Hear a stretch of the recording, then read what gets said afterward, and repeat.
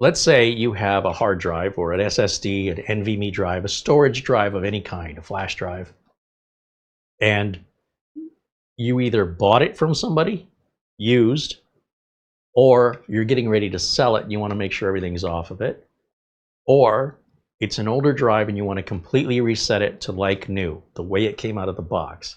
Now, the way these arrive in the box, any sort of storage, flash, well, flash drives can often be pre-formatted, but hard drives, solid state drives, NVMe drives, they have no partition and no format because they don't know if you're going to put Linux on it, put it in a Mac, put it in a Windows computer, or if you want FAT32 or NTFS, they don't know.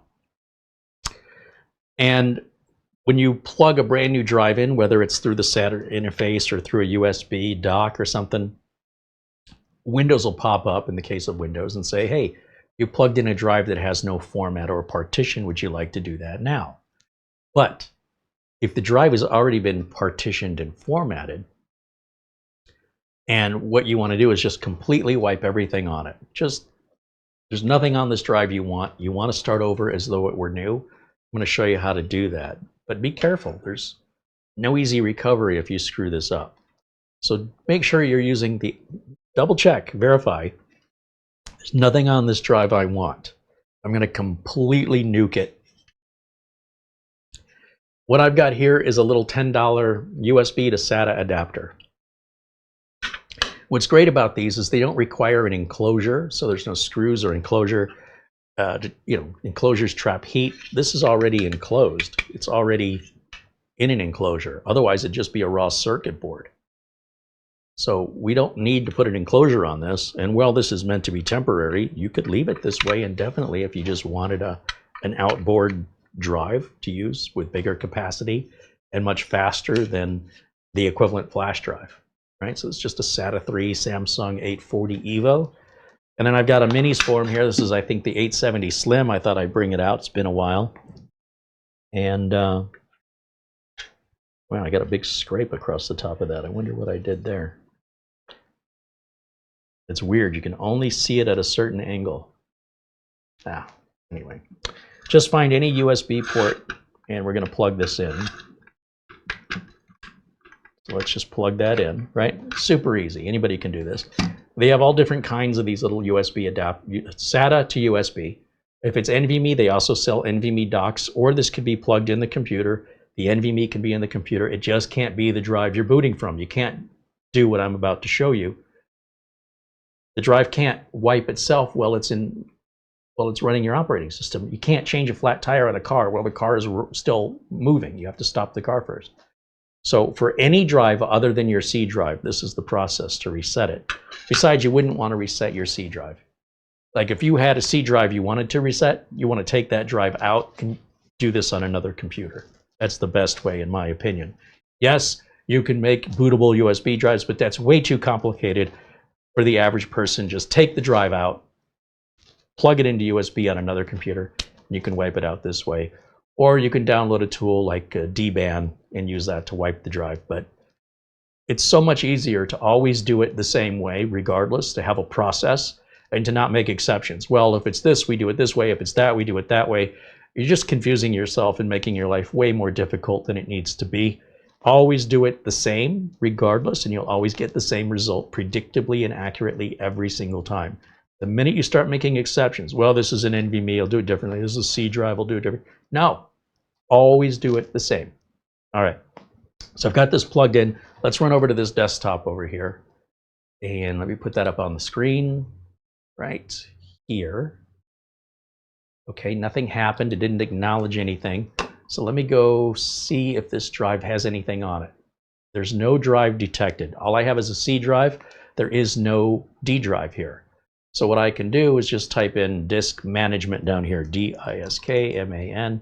And here it came up with a suggestion of create and format hard disk partitions. I'm going to select that. Now it should see this drive, and it does. And this is exactly the way a brand new drive out of the box will work. If we were to do this exact same thing with a brand new drive, where we rip the plastic off the box it comes in, take it out of the box, plug it in with a USB adapter, you're going to see this. It says, I don't know what this is. It's got no partition or format. Do you want to partition and format it? It only asks you this when you go into the disk management area, which we just did. It didn't come up at the desktop all by itself. But as soon as we went into disk management, it found it. And all you have to do is click OK. And then we right-click down here, New Simple Volume, because this is our new drive down here. Next, next, next, next, Finish. And now we're going to have the D drive, the next available letter. Since we had C, the next available letter is D. If you have C, D, E, F, and G, then this drive letter will become H, right? So it's not the same for everybody. And then finally, we have what appears to be a D drive. Now, we can take things and put them on the D drive now. You see that? We have D. That's the drive I plugged in with the SATA now that it's been formatted and partitioned. If we take a bunch of this stuff, let's take this and this and this and this and this and this, right-click and copy it. We'll make a new folder. Right now we won't. We'll just put it right on the C drive here. Or, sorry, right on the D drive. So I've not moved it, I've copied it. So now, this is a used drive. Okay, let's just say I went on Facebook, or a friend of mine or a family member said, hey, do you want this old drive? And I said, yes, I would. And maybe they have numerous partitions on it. Maybe they got data on it. Maybe Windows doesn't even recognize it. All I want to do is make this like new again. I want it to be back the way factory resetting is. The way you factory reset with Windows 10 or 11 is you come down here to the search and you type CMD, which is short for the command prompt. And over here you see it says Run as Administrator. Click that. And then click Yes. And then you're going to type in DISKPART as one word. This is the old disk partitioning tool. Type list disk. And we should see any drives that are attached to the computer, with the C drive always being disk 0. And what I want to do is I want to select, Freudian typo, select disk 1. And now it says disk 1 is the selected disk. And I type the word clean. As soon as I type this, it is going to completely obliviate this drive with a complete memory wipe. Sort of like what they do to the droids in Star Wars. Ready? Memory wipe. Done. It's that fast. I type exit again, and I don't have a D drive anymore. It's gone. Completely gone. It is back to like it was when it was brand new out of the box. So to reset the drive, I would type in disk management. And again, I only got as far as disk MA when the suggestion for create and format hard disk partitions came up. And we're going to go through that same thing. It says, oh, this is a brand new drive. As far as it's concerned, it doesn't know if this is new or used. All it knows is it has no partition and no formatting. So if this had 5 or 6 partitions on it before and you're not sure how to get rid of them, this is a great simple way, without getting into partitioning software and teaching you how to use it or paying for a third-party utility. This is super easy, right? Because there's nothing we want on the drive anyway. So we just click OK.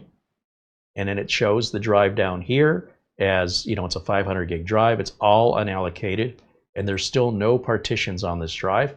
We just want one big one, so I right-click and say New Simple Volume. Next, next, next, next, Finish. That's it. We have completely reset the drive, and as soon as it's done formatting here, we have essentially a big flash drive that we can use.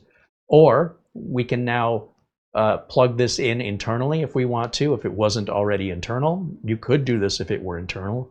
Just make sure you select the right drive, especially if you have multiple drives. If you're one of those people that has drive D, E, F, G, you shouldn't take this lightly, because it can be very difficult to tell when you're on the proper drive letter.